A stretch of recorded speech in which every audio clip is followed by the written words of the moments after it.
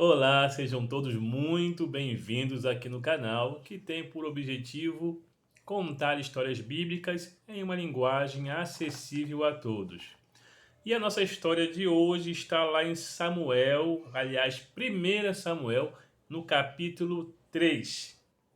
E o cenário é o seguinte: pense num diretor de escola, sabe? Aquele diretor rígido, disciplinador, sabe? Aquele diretor correto, sabe? Que onde chega as pessoas impõem, onde ele chega impõe respeito. Aquele é o diretor da escola, a figura, a autoridade máxima da escola, né? Aquele cara que é temido, porque se o diretor pegar, dá ruim, né? Esse é o diretor da escola. Agora imagine que esse diretor tivesse dois filhos que são os mais terríveis, os mais encapetados da escola. Sabe, os moleques matam aula, responde professora, pula o muro, coloca a bomba nos vasos sanitários do banheiro, faz uma lenha. Imagina isso daí.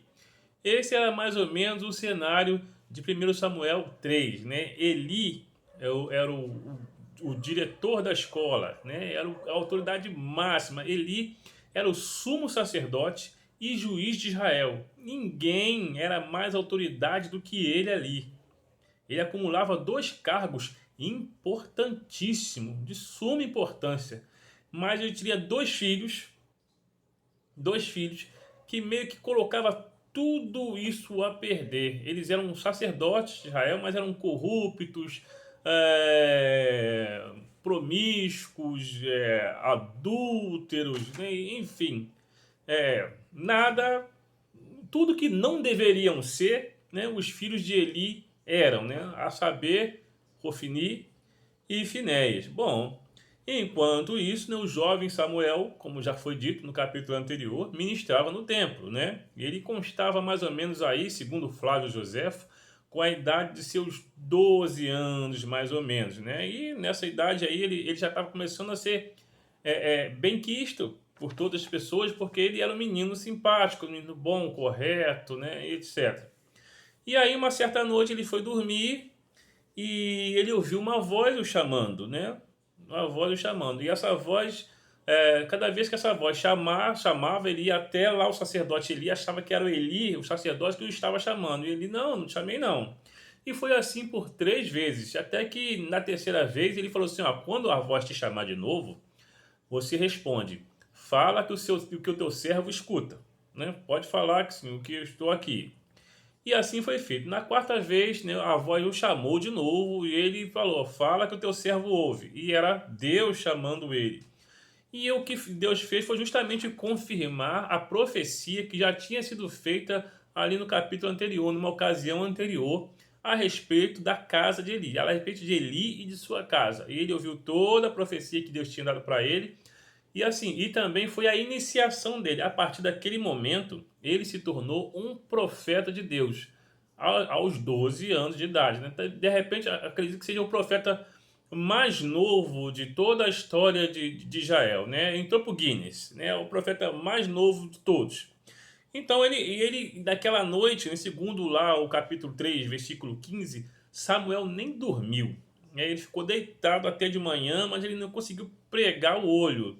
Mas de manhã ele teve receio de contar pro sacerdote o que tinha acontecido, né? Qual era a profecia, o que Deus tinha falado para ele. Mas aí o sacerdote deu uma enquadrada nele e falou: olha, eu sei que Deus falou contigo, agora me conte tudo.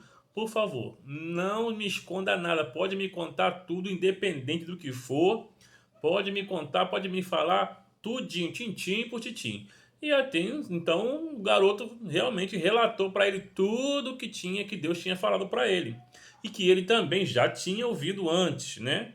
Só que assim, apesar de ele já ter ouvido tudo isso antes, ele continuou estático, né? Ele não se retratou, não se arrependeu. Deus fala assim que ele amou mais aos filhos do que a Deus, né? Deus fala, amou mais seus filhos do que a mim.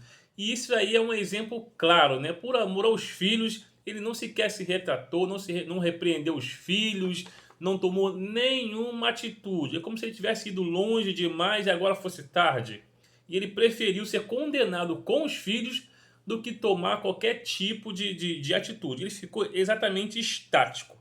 E a partir daí, né, então, Samuel foi confirmado como profeta de Israel. A partir dali, a fama de Samuel cresceu e Eli, o sacerdote, virou uma mera figura decorativa, né? Ele oficialmente continuava sendo o sumo sacerdote e continuava sendo o juiz de Israel. Mas isso, né, oficialmente falando, porque na prática era Samuel que agora quem estava tanto ministrando quando no sacerdócio, quanto sendo o juiz de Israel, porque ele era confirmado e todos os tinham como um profeta de Israel, e todos respeitavam, apesar da figura, né, de ser um menino ainda, mas todos já o respeitavam como profeta de Israel, né? E o outro está lá, anestesiado, né? Estático, calado, né? Figurativo. Beleza. E aí até que Israel entra em guerra contra os filisteus, ou os filisteus entram em guerra contra Israel, não sei muito bem, né? Qual é a ordem, quem começou com quem. Fato é que eles entraram em guerra, eles acamparam, toda vez que eles entraram em guerra tinha aquela coisa, né? Eles acamparam. Mas assim, um detalhe interessante que antes de Samuel, tinha muito tempo que Deus não falava com o povo. Era raro acontecer, né? Então, antes de Samuel, né, de Deus se manifestar a Samuel, Israel estava muito carente de profetas. Deus não falava, ou praticamente quase não falava. A gente sabe que Deus se manifestava através de Urim e Tumim, né, ou entre os anjos, né, na arca, ou por sonhos, ou por visões. Mas naqueles dias, nada disso estava acontecendo, como se Israel tivesse sem orientação, talvez pela própria situação do sumo sacerdote, né? E da própria conduta do sacerdote, né? Em relação a tudo, né? Tanto aos filhos quanto a si próprio. Enfim, então quando Samuel, Deus fala com Samuel e Deus volta a falar com Samuel, então todo o povo agora o respeita como profeta, né? Finalmente, agora Deus está falando conosco. Agora, assim, é igual o conclave, quando fala assim, habemos papa, né? Habemos papa, quando a fumaça fica preta. Agora, finalmente, habemos profeta. Temos um profeta em Israel, finalmente, depois de, sei lá, tempos e tempos que Deus não se manifestava, finalmente agora Deus fala através de um profeta menino, mas não deixa de ser um profeta. E ele está lá naquela coisa de figurativa. Bem, então Israel e os filisteus entram em guerra, né? Aquela coisa toda. E aí eles cercam, né? Uns acampam em frente ao outro. Sempre tinha aquela provocação, né? Acampavam um em frente ao outro, depois partiam para a briga. E no que partiam para a briga, né? Teve aquele embate como de praxe e tal. E Israel perde nessa luta aí 4.000 soldados. 4.000 vão para o saco mesmo. 4.000. Só de cara, assim, na primeira batalha, assim. Aí eles recuam, ficam dispersos, depois se reúnem. Aí tem aquele chororô, né? Aquele chororô todo, aquela coisa toda, blá, por quê? Por quê, Senhor? Por quê? Alguns, enfim, geralmente, né, não sei se faziam isso ainda nesse tempo, mas jogavam pó na cabeça, rasgavam as vestes, aquela coisa toda, né? E aí eles falam assim, sabe por quê?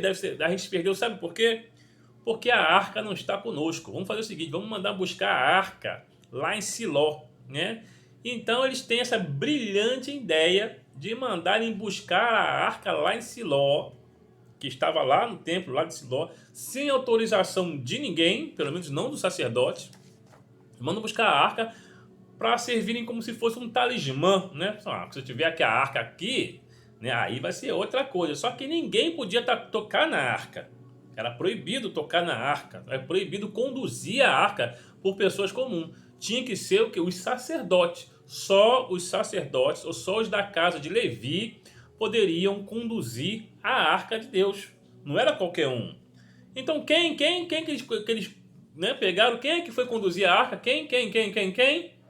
Hofni e Finéias. Sempre esses dois, né? Então eles toparam essa idiotice, essa doideira, né, de trazer a arca para o meio da batalha, né? E eles, os dois, né, como sacerdotes que poderiam trazer a arca, né? Só eles tinham esse direito.